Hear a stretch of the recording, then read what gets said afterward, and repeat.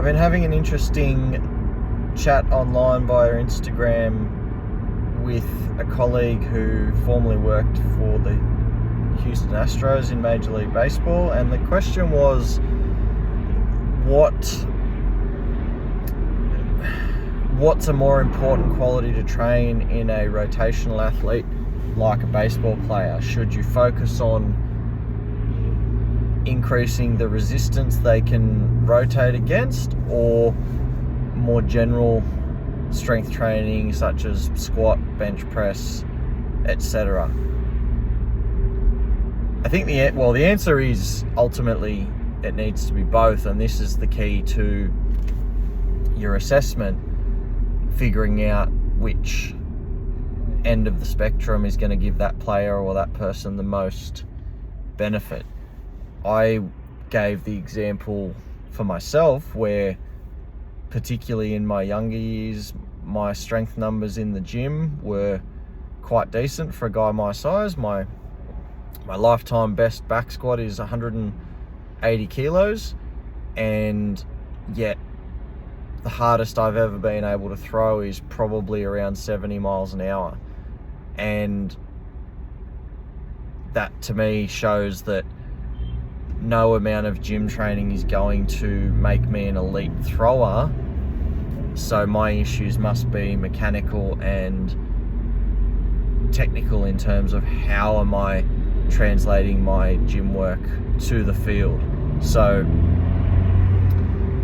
for someone on my profile, spending more time on how you rotate and the skill of producing rotational power is going to be much more beneficial than spending more time in the gym. The counter argument was, do elite throwers and hitters get enough time rotating at speeds beyond anything you can achieve in the gym that you shouldn't bother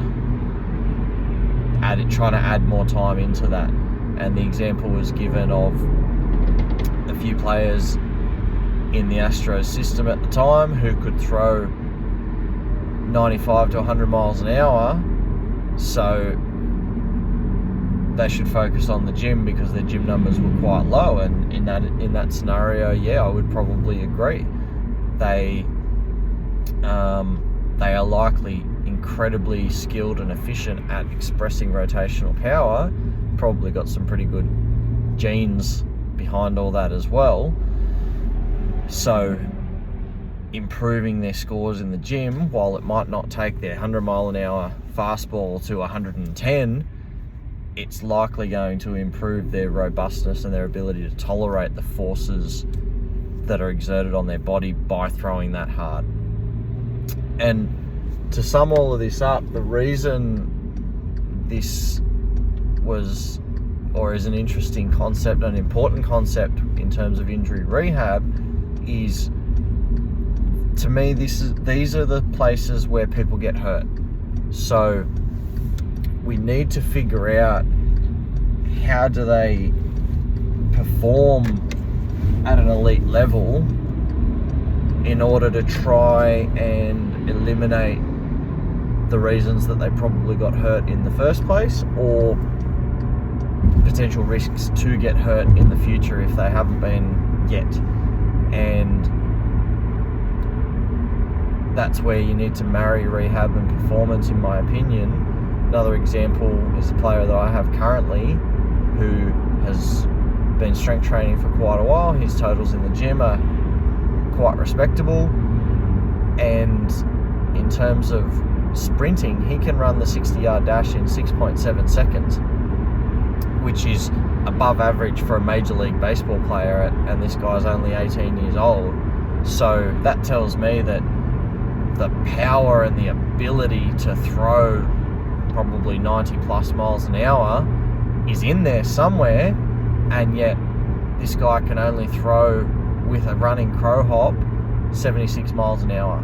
So in my opinion, for his performance, we need to spend more time on how is he taking his gym and his natural explosiveness onto the baseball field, rather than continuing to add strength or even gym-based power onto his current totals. And I think that's going to improve his performance, but it also then is likely to reduce his chances of hurting his arm, because he's going to be throwing much more efficiently rather than trying to throw hard and using his arm all the time to catch up with the explosiveness in his legs. So a few thoughts as I'm heading into work this morning about how important and why it's important for rehab professionals to understand performance, because it assists us or allows us to profile injury risk and either reduce that risk of happening again or try and stop it in its tracks and avoid it altogether. Hope you all have a great day. Bye.